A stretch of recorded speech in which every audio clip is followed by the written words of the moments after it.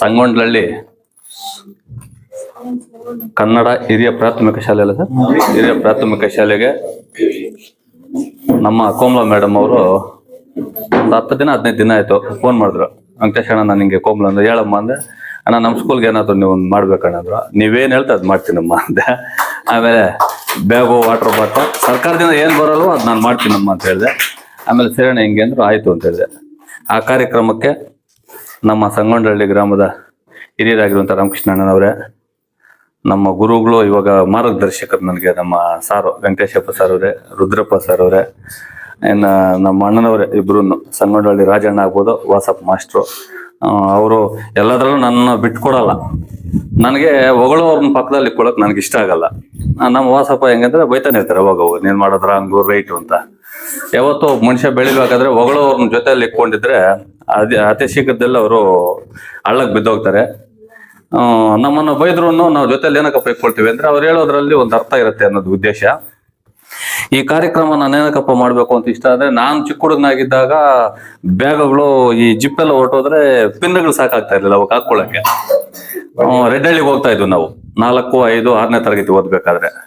ಅವಾಗೆಲ್ಲ ಬಾಧೆಗಳೆಲ್ಲ ನೋಡಿದ್ವಿ. ಈಗ ನಿಮ್ಗೆ ಬಹಳಷ್ಟು ಅನುಕೂಲ ಸರ್ಕಾರನೇ ಮಾಡ್ತಾ ಇದೆ.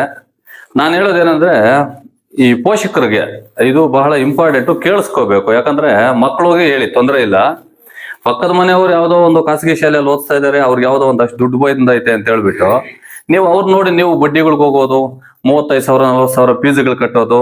ಒಂದ್ಸಲ ಮನುಷ್ಯನು ಬಡ್ಡಿಗಳಿಗೆ ಸಿಕ್ಕಾಕೊಂಡ್ರೆ ಜೀವನದಲ್ಲಿ ಏಳಿಗೆ ಆಗಕ್ಕಂತೂ ಆಗಲ್ಲ. ಅವ್ರ ವಿದ್ಯಾಭ್ಯಾಸನೂ ಅರ್ಧ ಕಟ್ಟಾಗ್ಬಿಡುತ್ತೆ. ಅವ್ರು ಅಂದ್ಕೊಂಡಿದ್ದು ಗುರಿನೂ ಮುಟ್ಟಕ್ಕಾಗಲ್ಲ. ಯಾರೋ 1000 ಜನರಲ್ಲಿ 1,00,000 ಜನರಲ್ಲಿ ಒಬ್ಬೊಬ್ರು ಮಾತ್ರ ಆ ಸಾಲದಿಂದ ಮುಕ್ತಿಯಾಗಿ ಆಚೆ ಬರೋಕ್ಕಾಗತ್ತೆ. ದಯವಿಟ್ಟು ಆ ಸಾಲಗಳು ಮಾಡಿಬಿಟ್ಟು ನೀವು ಇನ್ನೊಬ್ರ ಹತ್ರ ಪ್ರೆಸ್ಟೇಜ್ ತೋರ್ಸಕ್ ಹೋಗ್ಬೇಡ್ರಿ. ಯಾಕಂದ್ರೆ ಖಾಸಗಿ ಶಾಲೆಯಲ್ಲಿ ಏನ್ ಹೇಳ್ಕೊಡ್ತಾರೆ ಇಲ್ಲೂ ಅದೇ ಹೇಳ್ಕೊಡ್ತಾರೆ.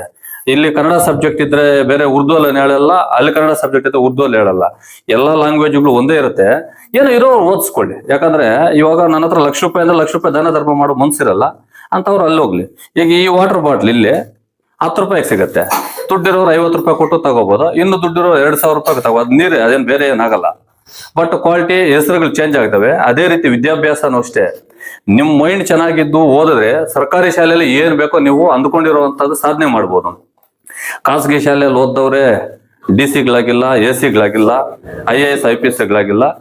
ಸರ್ಕಾರಿ ಶಾಲೆಯಲ್ಲಿ ಓದಿದ್ರು ಆಗ್ತಾರೆ. ಬಟ್ ನಾವು ಅವ್ರ ಮನ್ಸು ಹೆಂಗಿಕ್ಬೇಕು, ಮಕ್ಕಳ ಮನ್ಸು ಅಂದ್ರೆ, ಮಕ್ಕಳು ಕೇಳ್ತಾರೆ ಏನು, ನಾನು ಕೂಡ ಕೇಳಿರೋನೆ. ನಮ್ಮ ಮಾವ ಮಕ್ಕಳೆಲ್ಲ ಬಲ್ಲಕ್ಕೆ ಕಾರ್ಮೆಂಟ್ಗೆ ಹೋಗ್ತಾ ಇರ್ಬೇಕಾದ್ರೆ ನಮ್ಮಪ್ಪ ನಾನು ಕ್ವಶನ್ ಮಾಡಿದೆ. ನಮ್ಮಪ್ಪ ಬೈತಾ ಇದ್ರು, ಏಯ್ ಎಂತಂತ ಅಂತಲಕ್ಷದವ್ರ ಸಾಲ್ಗನೆ ಅಂತ ಆಲ್ಕ ಮಾತುಗಳು ಬೈತಾ ಇದ್ರು. ಹಂಗೆ ಮಕ್ಕಳಿಗೆ ಆಸೆ ಇರತ್ತೆ. ಮಕ್ಕಳು ಬೈದಿರೋ ನಾವೇ ಪ್ರೀತಿಯಿಂದ ಹೇಳ್ಬೇಕು, ನೋಡಪ್ಪ ಅವ್ರಿಗೆ ಇಷ್ಟ ಆಸ್ತಿ ಐತೆ, ಅವ್ರು ಹಿಂಗಿದ್ದಾರೆ, ಅವ್ರು ಮಾಡ್ಲಿ ಸಂತೋಷ, ನಾವಿರೋದು ಇದ್ರಲ್ಲಿ ನೀನು ಓದಿಸ್ ತೋರ್ಸ ಅವ್ರಿಗಿಂತೂ ಅನ್ನೋ ತರ ಛಲ ಬರೋ ತರ ಮಕ್ಕಳ ಒಂದು ಮೈಂಡ್ ಏನಿರುತ್ತೆ ಅವ್ರ ಬುದ್ಧಿವಂತಿಕೆಯನ್ನು ಹೆಚ್ಚಿಸುವಂತ ಕೆಲಸ ಪೋಷಕರು ಮಾಡ್ಬೇಕು. ಅದು ಬಿಟ್ಬಿಟ್ಟು ಈ ಸಂಘದಲ್ಲಿ ಎತ್ಕೊಡ್ವಿ, ಆ ಸಂಘದಲ್ಲಿ ಎತ್ಕೊಡ್ವಿ, ಓದಿಸ್ತೀವಿ, ಮತ್ತೆ 7ನೇ ತರಗತಿ ಇನ್ನೊಂದು ಸ್ಕೂಲ್ ಚೇಂಜ್ ಮಾಡ್ಬೇಕು. ಸುಮಾರು ಜನ ನಾನು ನೋಡ್ತಾ ಇದ್ದೀನಿ. ಹಂಗಾಗೋದು ಬೇಡ. ಪುಟಾಣಿ ಮಕ್ಕಳು ನೀವೆಲ್ಲಾನು ಅಪ್ಪ ಅಮ್ಮ ಏನು ಕಷ್ಟಪಟ್ಟು ಬೆಳಗ್ಗೆಯಿಂದ ಸಾಯಂಕಾಲ ನಿಮಗೋಸ್ಕರ ಎಷ್ಟೊಂದು ಕಷ್ಟ ಪಡ್ತಾರೆ, ಅದನ್ನ ನೀವು ಅವ್ರು ಹೆಗಲೆತ್ಕೊಂಡು ನೋಡ್ಬೇಕೆ, ನಮ್ಮ ಮಗು ಚೆನ್ನಾಗಿ ಓದಿದೆ, ಈ ಸಲ ಒಳ್ಳೆ ರ್ಯಾಂಕ್ ತಂದಿದೆ ಅಂತ ಹೇಳೋ ತರ ನೀವು ಓದ್ಬೇಕು. ಓದ್ತಿರಲ್ವಾ? ಗ್ಯಾರಂಟಿನಾ?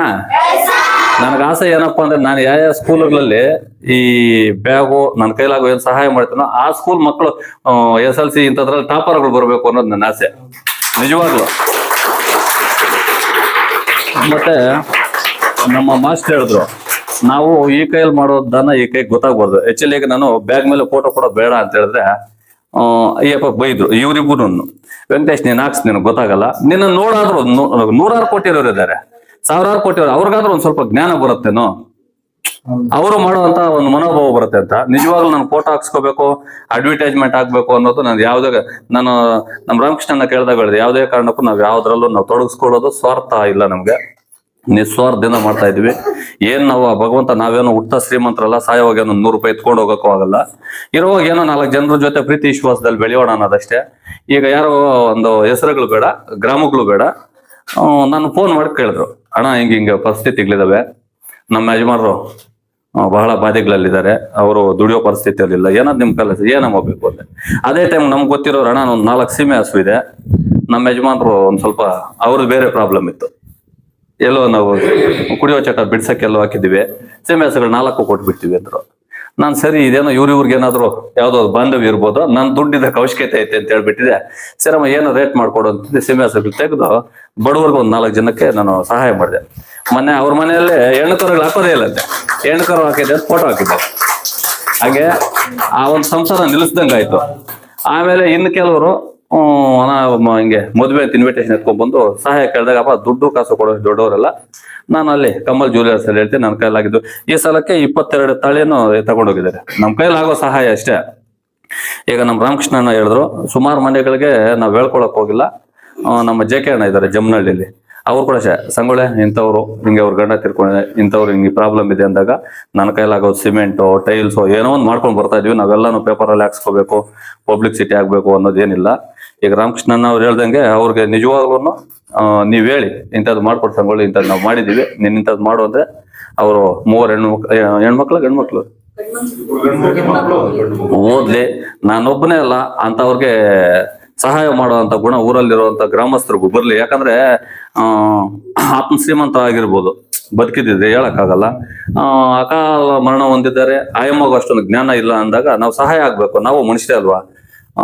ನಾವು ಒಳ್ಳೆ ಊಟ ತಿಂತಾ ಇದ್ದು ಅವ್ರ ಪಾಪ ಉಪವಾಸ ಮಲಗಿದ್ರೆ ನಾವು ತಿಂದು ನಾವು ಪ್ರಯೋಜನ ಇಲ್ಲ ಅಂತ ಮನೋಭಾವ ಮಾಡ್ಕೋಬೇಕು. ನಾವೇ ಇದು ಮಾಡ್ಕೋಬೇಕು, ಕ್ರಿಯೇಟ್ ಮಾಡ್ಕೋಬೇಕು. ಯಾಕಂದ್ರೆ ಮನೆಗಳಲ್ಲೇ ನಮ್ಮ ಹೆಂಗಸರು ಅಂತಾರೆ, ರೈ ನಮ್ ಚಿಕ್ಕ ಮನೆ, ನೀವೆಲ್ಲ ಮಾಡ್ಬೋದು, ದೊಡ್ಡ ಮನೆ ಕಟ್ಟೋಣ. ದೊಡ್ಡ ಮನೆಯಲ್ಲಿ ಕಟ್ಟಿದ್ರೆ 20 ಗಂಟೆ ನಿದ್ದೆ ಮಾಡಕ್ಕಾಗತ್ತಾ? ಇಲ್ಲ 3 ಹೊತ್ತು ಬಿಟ್ಟು 5 ಹೊತ್ತು ಊಟ ಮಾಡಕ್ಕಾಗತ್ತಾ? ಎಷ್ಟಿದ್ರು ಮನ್ಸನ್ನೋದು ಶುದ್ಧವಾಗಿರ್ಬೇಕು, ನೆಮ್ಮದಿಯಾಗಿರ್ಬೇಕು. ನಾನ್ ಕೆಲವೊಂದು ಅಧಿಕಾರಿಗಳು ನನ್ನ ಮನೆಗೆ ಕರ್ಕೊಂಡು ಹೋಗಿ ತೋರಿಸಿದೀನ. ನಂದಿರೋದು ಅರ್ಧ ಸೈಟಲ್ ಮನೆ, ಆರಾಮಾಗಿ ಮಲಗಿದ್ರೆ ಕಣ್ ತುಂಬಾ ನಿದ್ದೆ ಬರುತ್ತೆ. ನಾನು ಬೇಕಾದ್ರೆ ಇವಾಗ ಒಂದು 4-5 ಕೋಟಿ ಮನೆನೂ ಕಟ್ಕೋಬಹುದು. ಅದರಲ್ಲಿ ಎಕ್ಸ್ಟ್ರಾ ನಿದ್ದೆ ಮಾಡಕ್ಕೆ ಏನಾಗಲ್ಲ, ಎಕ್ಸ್ಟ್ರಾ ಆರೋಗ್ಯ ಏನ್ ಭಗವಂತ ಕೊಡಲ್ಲ. ಏನೋ ನಮ್ಗೆ ಒಂದು ಗುಣ ಇದೆ, ಆ ಗುಣದಲ್ಲಿ 4 ಜನಕ್ಕೆ ಸಹಾಯ ಮಾಡೋಣ ಅಂತ ಹೋಗ್ತಾ ಇದ್ವಿ. ಈಗ ಇನ್ನು ನಮ್ಮ ಮಾಸ್ಟರ್ ಫ್ರೆಂಡ್ ಚೆನ್ನಪ್ಪ ಮಾಸ್ಟರ್ ಅವ್ರ ಸ್ಕೂಲ್ಗೆ, ಮತ್ತೆ ಜಮ್ಮನಹಳ್ಳಿ ಸ್ಕೂಲ್ಗೆ, ಮತ್ತೆ ಸುಮಾರು ಸ್ಕೂಲ್ಗಳು ಲಿಸ್ಟ್ ಇದೆ, ಇನ್ನು ಬುಧವಾರದಿಂದ ಕೊಡುವಂಥವು. ಈ ರೀತಿ ನನ್ನ ಕೈಯಲ್ಲಿ ಆಗಿದ್ದು ಮಾಡ್ತಾ ಇದ್ದೀನಿ. ಅದಕ್ಕೆ ಎಲ್ಲರ ಸಹಕಾರ ಬೇಕೇ ವಿನಃ ನಮ್ಗೆ ಇನ್ನೇನು ಬೆನ್ ತಟ್ಟೋದು ಇನ್ನೊಂದು ಬೇಡ. ದಯವಿಟ್ಟು ನಮ್ಮ ಅಣ್ಣವರು ಹೊಗಳ್ತಾ ಇದ್ದಾರೆ, ನನ್ಗೊಂಥರ ಎಲ್ಲ ಒಂಥರ ಮುಜುಗರ. ನಾನೇನು ಹುಟ್ಟ ಶ್ರೀಮಂತನೇನಲ್ಲ, ನಾವೆಲ್ಲ ಬಡತನದಿಂದ ಬಂದಿರೋರು, 20 ರೂಪಾಯಿ ಕೂಲಿ ಮಾಡಿರೋರು.